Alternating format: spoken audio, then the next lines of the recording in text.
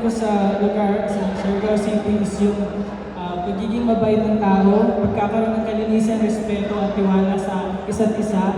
At masasabi ko rin po is very welcoming kami at nag-a-attract po kami ng opportunity at good energy. Okay, thank you for that answer. Now, I would like to ask our founder and owner of Aliende Educational and Consultancy Services, Mr. Ryan Aliende, to ask the question.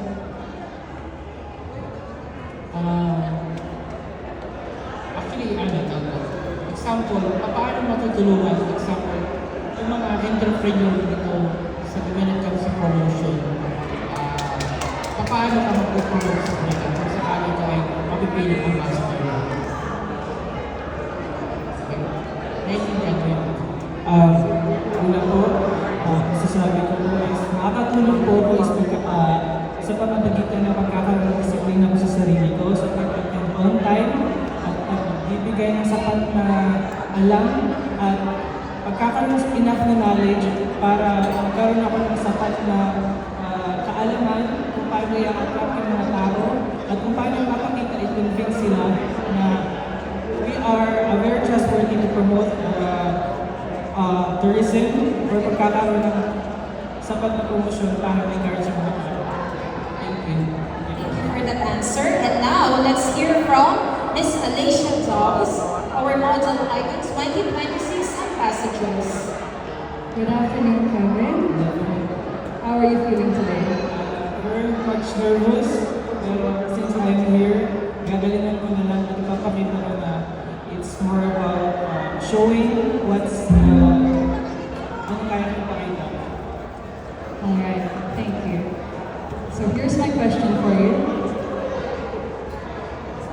What is your greatest achievement in life as an OFW and why? Thank you po for the wonderful question.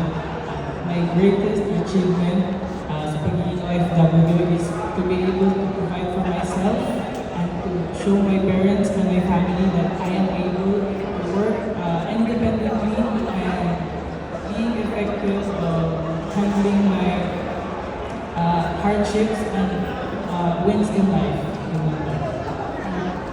Thank you very much. Thank you for that. And last judge to ask the question will be Mr. Marvin Huega, Mr. Friendship International KSA 2025.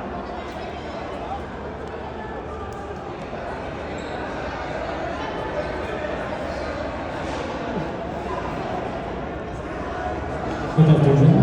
Tapos ka na, pre? Hindi pa? Ano ang pinakamahalagang aral na natutunan mo bilang OFW na makakatulong sa iyo bilang tourism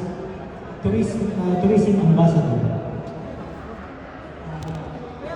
Masasabi ko po is isang bagay na nakatulong sa akin bilang isang OFW is kakaroon ng self-confidence sa sarili.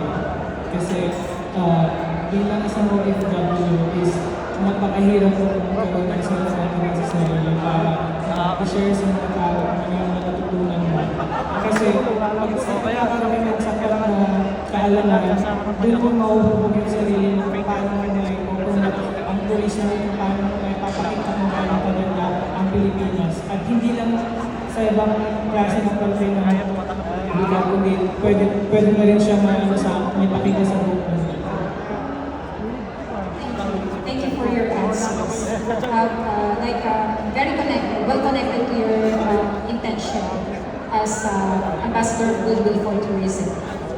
We are hoping for the best for all of you. Thank you so much, our contender, number 7 from Surigao City, Kevin Orquia.